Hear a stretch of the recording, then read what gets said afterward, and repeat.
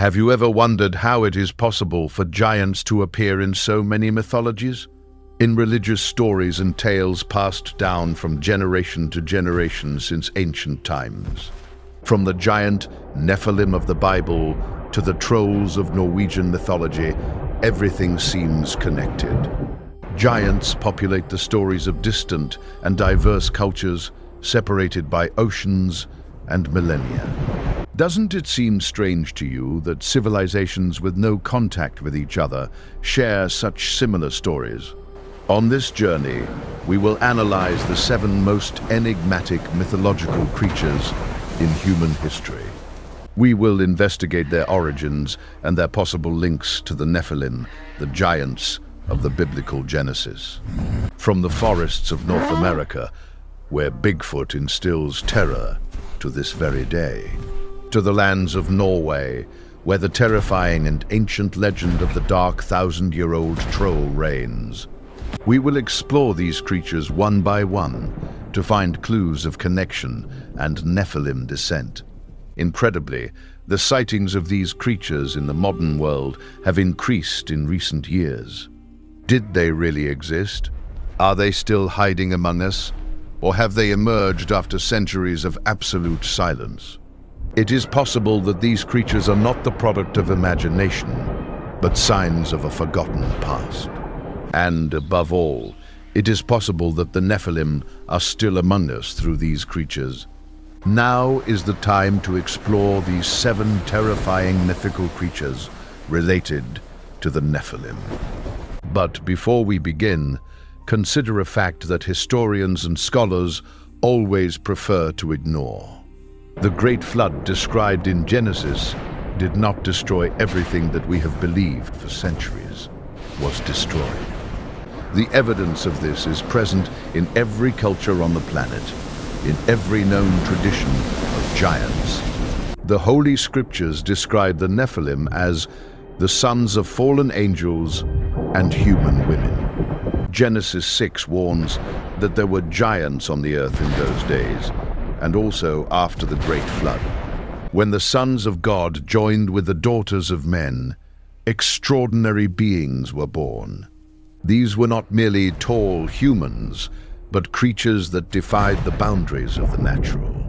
The sacred text does not state that everyone died in the flood, and that omission has troubled theologians. Numbers 13:33 confirms that after the flood, the spies from Israel saw giants in the land of Canaan. They were called the sons of Anak, direct descendants of the Nephilim, beings of a lineage that should not exist. How did they survive? What secrets did they carry since before the cataclysm that flooded the entire earth? The answer may be hidden in the 7 creatures we are about to discover together now.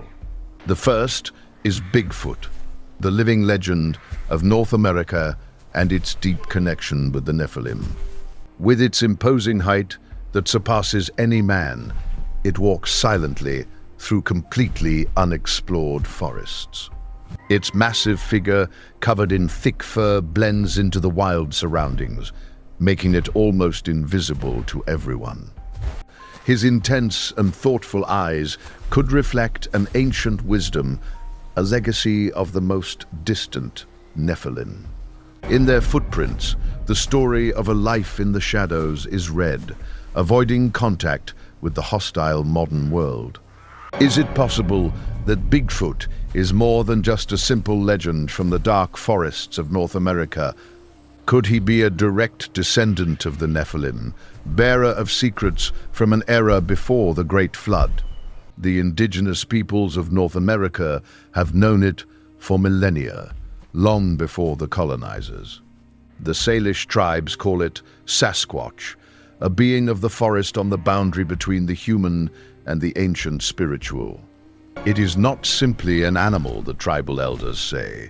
It is a guardian of completely ancestral knowledge. Knowledge that modern men have forgotten in their pursuit of progress, that distances them from their origins. Bigfoot invites us on a journey between reality and legend, where every step in the forest could be a beginning. Her presence is a call to explore the most mysterious corners of our dark and always forgotten world. A creature shrouded in mystery that may share a direct ancestral link with the Nephilim of Genesis. Sightings of Bigfoot have been reported in every state of North America without exception. From the forests of the Pacific Northwest to the swamps of Florida, the creature refuses to disappear completely. In 1967, Roger Patterson filmed in Bluff Creek what many consider the most convincing evidence of its existence. The creature in the video walks with a stride that no disguised human could convincingly replicate. Biomechanical analyses confirm that the muscles necessary for that movement do not exist in the human body. What kind of being has an anatomy so different from ours, yet so clearly close to the human form? The answer that the biblical texts give us is unequivocal. A being that is not completely human, but a Nephilim. A hybrid between the celestial and the earthly, condemned to wander at the edges of a world that never accepts him. The second is the troll from Norwegian mythology, whose origin could be much older than is believed. With its imposing size and often deformed features, it moves through deep forests and under ancient bridges. Her rough skin, reminiscent of the bark of ancient trees, speaks of an antiquity that defies all logical reasoning. His bright eyes under thick eyebrows could reflect the direct heritage of the Nephilim in northern Europe. The presence of the troll in legends evokes stories of conflicts with men and ancient hidden treasures. What fascinates is the possibility that this creature is much more than a monster from folk tales. Could the troll be a real descendant of the Nephilim, a living link to a supernatural past? The oldest Nordic texts describe trolls as beings that existed before the gods themselves.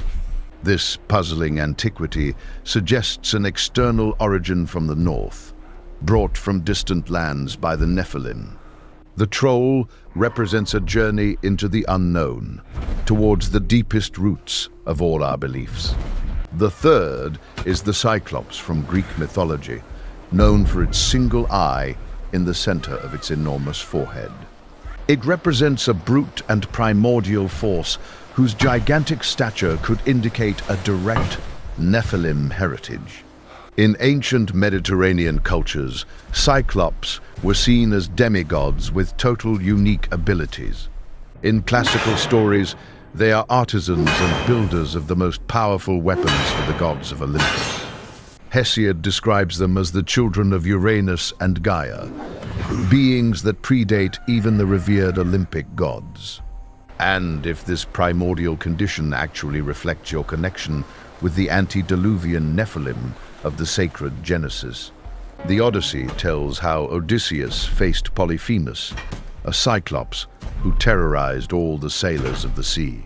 But Polyphemus lived on a remote island, far from civilization, like someone who is permanently fleeing from being seen. This isolation reminds us of the surviving Nephilim, forced to live on the fringes of civilized humanity. The Cyclops challenges us to explore the boundaries between myth and the possible historical reality behind it. Its imposing figure invites us to reflect on the hidden truths behind the most distant myths. The room is the giant Goliath from the Bible, and his story changes everything we think we know about the Nephilim. The Philistine giant is a titanic figure that embodies brute strength and intimidation in its purest form. With an imposing stature, he dominates the battlefield, challenging Israel and instilling terror in its warriors. Armed with shiny bronze armor and a spear as heavy as a log, his presence was almost supernatural in everything. The biblical text in 1 Samuel 17 describes his height as 6 cubits and a span approximately 3 full meters. Every day with a thunderous voice, he challenged the Israelites to send a warrior for the ultimate and decisive duel. His gigantic figure, a symbol of Philistine power, seemed an insurmountable obstacle for the people of Israel. But the texts of Samuel do not present Goliath as an isolated case within the Philistine armies at that time. It also mentions his brothers, other giants of the same lineage, fighting alongside the Philistines actively. 2 Samuel 21 names Isbi-Benob, Saf, and a man with 6 fingers on each hand of exactly the same race. This family of giants points to a continuous lineage, to a descent from the Nephilim that survived the flood. However, Goliath's imposing nature turns out to be his own weakness when David accepts the historic challenge. David uses agility and cunning against brute strength, bringing down the giant with a single accurate stone and faith. The fall of Goliath becomes a symbol of hope, demonstrating that even the Nephilim giants can fall. The fifths are the ice giants of Norse mythology, and their story precedes the creation of the world. In Norse mythology, the Jotnar are imposing and majestic beings that inhabit Jotunheim among the 9 worlds. These titanic figures, wrapped in cold and mystery, represent the primordial forces of nature itself. In contrast to the gods of Asgard, the ice giants rise like living and completely eternal mountains. Her skin recalls the hardness of ice, and her eyes shine with a cold glacial blue that paralyzes any soul. His kingdom, Jotunheim, is a landscape of snow-capped peaks and immense glaciers where eternal cold reigns uninterrupted. They are in constant conflict with the gods, posing a permanent danger to the entire established order. However, their nature is not only destructive, as some possess ancient wisdom and deep knowledge. Ymir, the primordial giant from whom everything originated, is the central figure of the oldest Norse cosmogony. What if Ymir is not just a mythical character, but the cultural memory of a Nephilim who survived the Great Flood? Norse mythology describes a blood flood from Ymir that submerged the world in the most primordial darkness. This Nordic flood, structurally identical to the biblical one, could be the same event seen from a different perspective. The Jotnar are not just monsters of the cold. They are the memory of an ancient race that inhabited the earth before humans. The sixth ones are the Asura of Hindu mythology, with absolutely unsettling parallels to the biblical Nephilim. They are powerful and gigantic beings, seen as anti-deities that have always defied the order of the cosmos. Born of the same father as the Diva, the Asura symbolize unchecked power and limitless ambition. This duality of origin exactly reflects the nature of the Nephilim as described in the sacred text. Children of celestial beings, but corrupted by their nature, they share the fate of conflict and final downfall. The texts of the Rig Veda describe epic battles between Asura and Deva that shook the foundations of the cosmos. These conflicts resonate with the wars of giants described in the Book of Enoch and the Book of Jubilees. Enoch 7 details how the Nephilim consumed everything produced by men until they turned against them. This cycle of destruction is also the pattern of the Asura in Hindu mythology, the echo of the same story. Its nature is more complex than that of simple villains, reflecting themes of moral dualism of universal scope.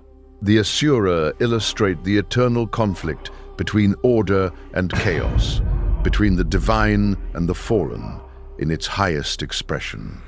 This mythological figure leads to a deep reflection on the nature of evil and good in the entire universe. And that reflection always brings us back to the same starting point: the Nephilim that the flood could not completely erase. The seventh are the Fomori from Irish mythology, perhaps the closest to the biblical truth of all of them. A mysterious race of giant demons that inhabited Ireland before the arrival of the Tuatha De Danann. The Fomori are described as fierce and powerful beings that represent the primordial dark and chaotic forces. Their names in ancient Gaelic translate to those who come from beneath the sea, the inhabitants of the first time. This description places them in an era prior to the known order in what Celtic texts refer to as the First Age. Isn't this the same era that Genesis describes when the Nephilim walked freely across the earth? The Irish chronicles recount devastating wars between the Fomori and the successive peoples who arrived in Ireland. In the Second Battle of Magtwyred, the Fomori were definitively defeated and expelled into the Dark Ocean. This exile reflects the biblical fate of the Nephilim, destroyed by the flood and confined in eternal shale. But the Fomori did not completely disappear, just as the Nephilim of Canaan always reappear in legends. His stories symbolize the struggle between the old and the new, between primordial chaos and the emerging civilized order. And so, from the snows of Norway to the jungles of America, from India to the green shores of Ireland.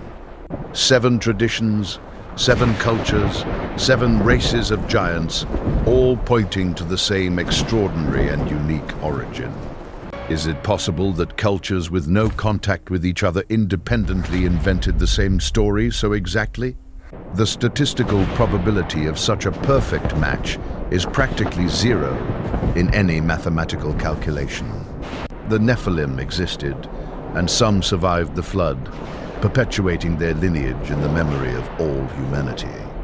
The Book of Enoch, canonical for the Ethiopian Church and cited in the New Testament, describes these ancestral beings. Enoch reports that the Watchers, 200 angels, descended to Mount Hermon and took human wives at that time. These giants reached extraordinary heights according to the text, and their destructive appetite caused the judgment of the flood. The text suggests that their spirits, freed from their bodies, continued to wander the earth as eternal demons. What if those spirits found new forms, new creatures through which to continue existing in the world? This hypothesis would explain why the 7 creatures share such precise traits with the Nephilim of Genesis. The gigantic stature, the superhuman strength, the deliberate isolation from all modern civilized humanity. Researcher Steve Quayle has catalogued more than 2,000 references to giants in cultures from all 5 continents. From the Rephaim of Canaan to the Anakim of Hebron, from the giants of Og of Bashan to the Mediterranean. They all share the same defining trait. They are too large and distinct to be simply evolved humans.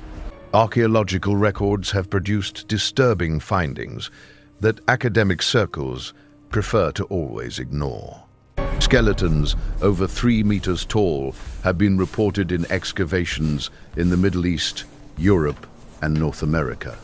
The Smithsonian Institution has been formally accused of confiscating and destroying bone evidence of giants in America. If this accusation is grounded, why destroy evidence that would only confirm what the texts already tell us? The answer might lie in the impact it would have on the official history and human understanding of the past. Because if the Nephilim existed and survived the flood, then everything we know must be profoundly re-examined. The history of humanity is radically different from what we have been taught for centuries of official history. The Dead Sea Scrolls, discovered at Qumran in 1947, contain unique fragments of the Book of Giants. This text describes the life of the Nephilim before the flood, their internal wars, and their terror before divine judgment. Some fragments narrate that the Nephilim had visions of their own destruction, and actively sought to escape. Did some manage to escape? Did they find refuge in deep caves or in the most inaccessible mountains of the world? Indigenous traditions from around the world describe ancient races that retreated into the very interior of the earth. The Hopi speak of the ant people, underground beings that survived global catastrophes in very ancient times. Tibetan texts describe Shambhala, a hidden kingdom inhabited by beings of truly primordial power and wisdom. And so, we have explored 7 fascinating creatures from mythology and religion, each with its own unique mystery. From the Asuras of Hindu mythology to the fearsome Fomori of the oldest Irish legend we know. These entities have taken us on a journey through cultures that, despite the distance, tell the same story. The story that we are not alone, that the past we think we know is just the surface of the total truth. The Nephilim are not a forgotten chapter of Genesis. They are the invisible thread that connects all the great traditions. And now, after everything we have discovered, the question hangs in the air without a simple answer.